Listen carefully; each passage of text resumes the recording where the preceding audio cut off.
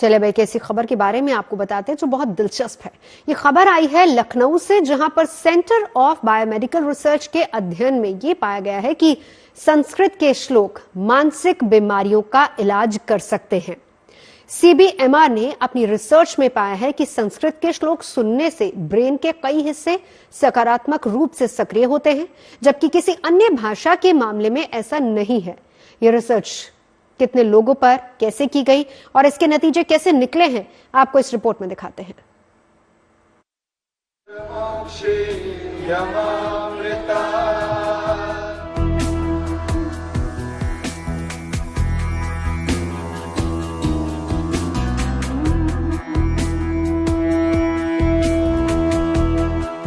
दुनिया की सबसे पुरानी भाषाओं में एक संस्कृत,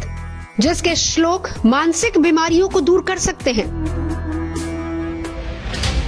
ये दावा है लखनऊ के सेंटर ऑफ बायोमेडिकल रिसर्च के वैज्ञानिकों का, जिनके मुताबिक अस्तो मा सद्गम्य तमसो मा ज्योतिर्गमय और अहम ब्रह्मस्मि जैसे श्लोक सुनने भर से ब्रेन के कई हिस्से सकारात्मक रूप से सक्रिय हो जाते हैं, जबकि किसी अन्य भाषा के मामले में ऐसा नहीं है। लखनऊ स्थित इस जो रिसर्च सेंटर है, biomedical centre of biomedical research institute Lucknow में स्थित है, जहां के वैज्ञानिकों ने यह पाया है कि जो श्लोक है उसकी उच्चारण से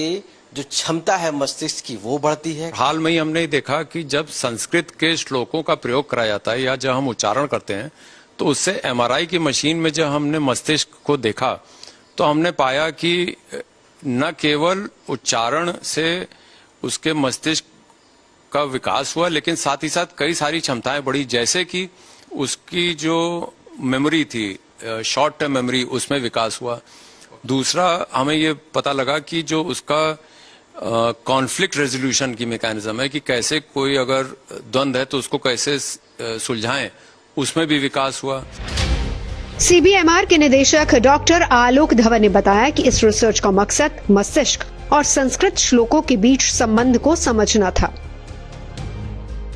जिसके लिए 44 लोगों पर इस रिसर्च को किया गया, जिन्हें 2 ग्रुप्स में बांटा गया था, जिनमें एक ग्रुप में संस्कृत के विद्वान शामिल थे, जबकि दूसरे ग्रुप में हिंदी और अंग्रेजी की भाषा को जानने वाले लोग थे, जिन्हें संस्कृत का ज्ञान नहीं था। साथ ही संस्कृत के श्लोकों का प्रभाव जांचने के लिए गीता और वेदों से भी कुछ श्लोक लिए गए। इसके अलावा बिना अर्थ वाले संस्कृत के शब्दों को लेकर बनावटी श्लोक भी बनाए गए और इसके बाद दोनों ग्रुप के लोगों को बारी बारी से दोनों तरह के श्लोक सुनाए गए।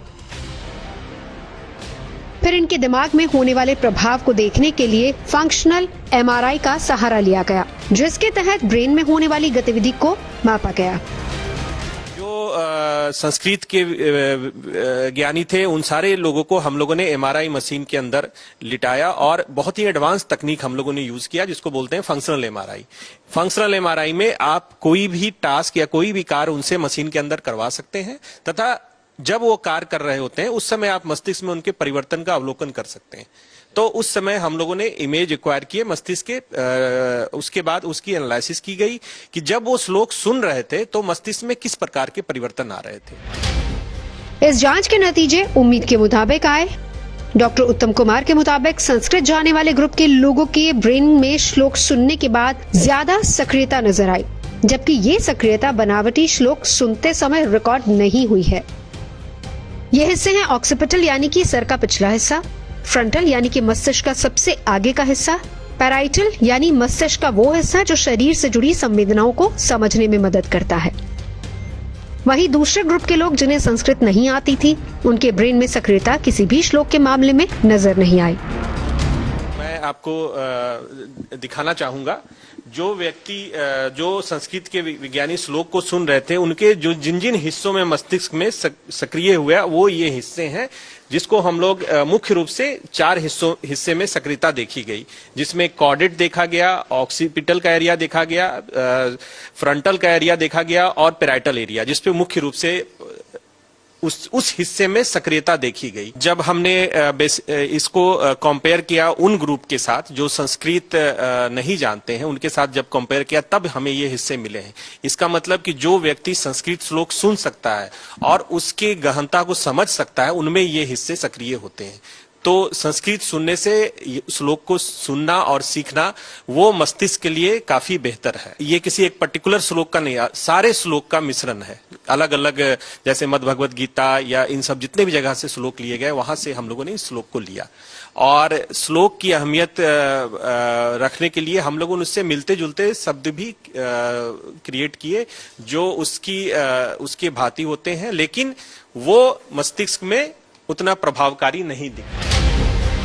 इतना ही नहीं, इस रिसर्च टीम ने यह भी पाया कि अल्जाइमर जैसी मानसिक बीमारी में प्रभावित होने वाले ब्रेन के टेम्पोरल लोब पर भी श्लोक का असर, यानी कि संस्कृत के श्लोक सुनते समय ब्रेन का ये भाग भी सक्रिय हुआ है,